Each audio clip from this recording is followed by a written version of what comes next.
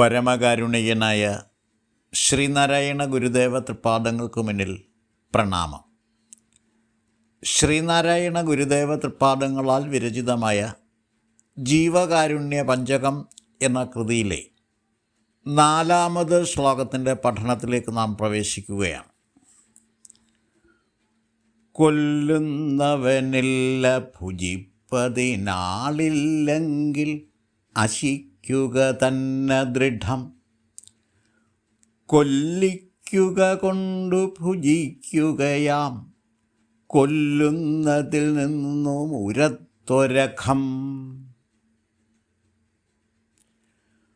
കൊല്ലുന്നവനില്ല ഭുജിപ്പതിനാളില്ലെങ്കിൽ അശിക്കുക തന്നെ ദൃഢം, കൊല്ലിക്കുക കൊണ്ടു ഭുജിക്കുകയാം കൊല്ലുന്നതിൽ നിന്നും ഉരത്തൊരഖം.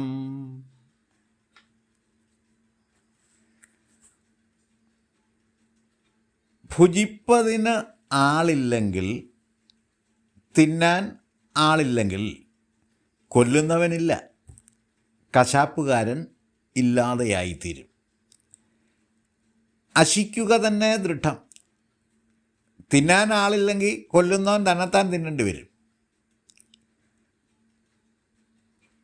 കൊല്ലിക്കുക കൊണ്ട് കശാപ്പ് ചെയ്യാൻ പ്രേരണ നൽകുന്നതിലൂടെ കൊല്ലുന്നതിൽ നിന്നും ഉരത്ത ഒരു അഖം ഭുജിക്കുകയാം. കൊല്ലുന്നതിൻ്റെ ഫലമായി ഉണ്ടാകുന്ന വലിയ ഒരു പാപമാണ് ഭുജിക്കുന്നത്. ഭുജിക്കുക എന്നുള്ളതിന് അനുഭവിക്കുക എന്നും തിന്നുക എന്നും അർത്ഥമുണ്ട്.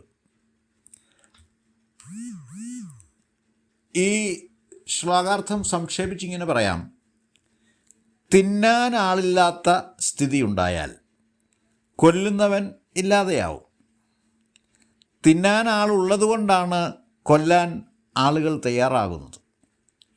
വിചാരം ചെയ്തു നോക്കിയാൽ ഒരു കൂട്ടർക്ക് തിന്നാൻ വേണ്ടി കൊല്ലിക്കുന്നത് കൊണ്ട് കൊല്ലുന്നതിലൂടെ ഉണ്ടാകുന്ന വലിയ പാപത്തെയാണ് അവർ ഭുജിക്കുന്നത്. തിന്നാൻ ആളില്ലാതായാൽ കൊല്ലുന്നവൻ തന്നെത്താനെ തിന്നേണ്ടി വരും. പൊതുസമൂഹം നിഷിദ്ധമായി കാണുന്ന ഭക്ഷണം കഴിക്കുന്ന ഒരാൾ സമൂഹത്തിൽ ഒറ്റപ്പെടുകയും അവൻ സമൂഹത്തിന് സ്വീകാര്യനല്ലാതായി തീരുകയും ചെയ്യും. അത് ആരും ആഗ്രഹിക്കുന്ന കാര്യമല്ല. അതുകൊണ്ട് തന്നെ മാംസാഹാരവർജനം സാമൂഹിക ആചാരമായി തീർന്നാൽ കശാപ്പുകാരനും മാംസ കച്ചവടക്കാരനും സ്വയമേവ ഇല്ലാതായിത്തീരും. അങ്ങനെ സംഭവിക്കണമെങ്കിൽ മാംസാഹാരവർജനത്തിൻ്റെ ആവശ്യകതാബോധം സമൂഹ മനസ്സിൽ വേരുറയ്ക്കണം. അത് അടിച്ചേൽപ്പിക്കാൻ പറ്റില്ല. നിയമപരമായിട്ട് അടിച്ചേൽപ്പിക്കാൻ ശ്രമിച്ചാൽ അവിടെ ചെറുത്തുനിൽപ്പുണ്ടാകും. അത് പിന്നീട് സംഘടനകൾക്ക് കാരണമായി തീരുകയും രാജ്യത്ത് അരാജകത്വം നടമാടുകയും ചെയ്യും. അതുകൊണ്ട് ബോധവൽക്കരണമാണ് അവിടെ വിജയപ്രദമായി ഭവിക്കുന്നത്.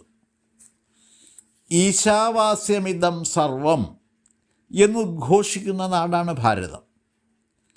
തന്നിൽ നിന്നും അന്യമല്ലാത്തതായി സർവ്വജീവജാലങ്ങളെയും കാണണമെന്നും പൂർവികരായ ഋഷീശ്വരന്മാർ നമ്മെ പഠിപ്പിച്ചിട്ടുണ്ട്. നമുക്ക് ഈ ഭൂമിയിലുള്ള എല്ലാ അവകാശങ്ങളും, അത് നമുക്ക് എന്തെല്ലാം അവകാശങ്ങൾ ഈ ഭൂമിയിലുണ്ടോ ആ അവകാശങ്ങളെല്ലാം മറ്റ് ജീവികൾക്കുമുണ്ട്. അന്യജീവികളുടെ ഇരയായി തീരാതിരിക്കാൻ നാം ജാഗരൂകരായിരിക്കുന്നത് പോലെ തന്നെ മറ്റു ജീവികളും പ്രാണരക്ഷയിൽ ജാഗരൂകരാണ്. അത് നാം മനസ്സിലാക്കണം. ശക്തിയിലും ബുദ്ധിയിലും വിവേകത്തിലും മുമ്പനായ മനുഷ്യൻ മറ്റ് ജീവികളുടെ ദൗർബല്യത്തെ മുതലെടുത്ത് അവയെ കൊന്നു തിന്നുന്നത് പ്രകൃതി നിയതിക്കെതിരാണ്.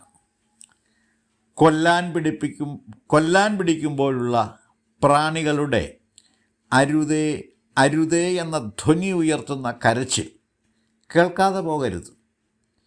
കൊന്നു തിന്നാൻ പാടില്ല എന്ന പ്രകൃതി കൽപ്പനയുടെ പ്രതീകനാദമായി ആ കരച്ചിലിനെ മനസ്സിലാക്കി ജീവകാരുണ്യം കാണിക്കണം. അതാണ് മനുഷ്യൻ അനുവർത്തിക്കേണ്ട ധർമ്മമൂല്യം. മാംസപ്രിയന്മാരുടെ പ്രേരണയില്ലാതെ മാംസക്കച്ചവടക്കാരും കശാപ്പുകാരും ഒരിക്കലും ഒരിടത്തും ഉണ്ടാവുകയില്ല. താത്വികമായി ചിന്തിച്ചു നോക്കിയാൽ കൊല്ലുന്നവനേക്കാൾ പാപി തിന്നുന്നവനാണ്. ഈ പാപബോധം മനസ്സിൽ ഉറച്ചു കിട്ടിയാൽ മനുഷ്യൻ മാംസം വർജിക്കുക തന്നെ ചെയ്യും. ആധ്യാത്മിക ഉണർവാണ് അതിനാവശ്യം. കൊല്ലിക്കുക കൊണ്ട് ഭുജിക്കുകയാം, കൊല്ലുന്നതിൽ നിന്നും ഉരത്തൊരഖം. ഈ മന്ത്രം ഉരുവിട്ടു ശീലിച്ചാൽ മാംസാഹാരവർജനം സുസാധ്യമായി തീരും എന്നാണ് ഗുരു ഉപദേശിച്ചിരിക്കുന്നത്.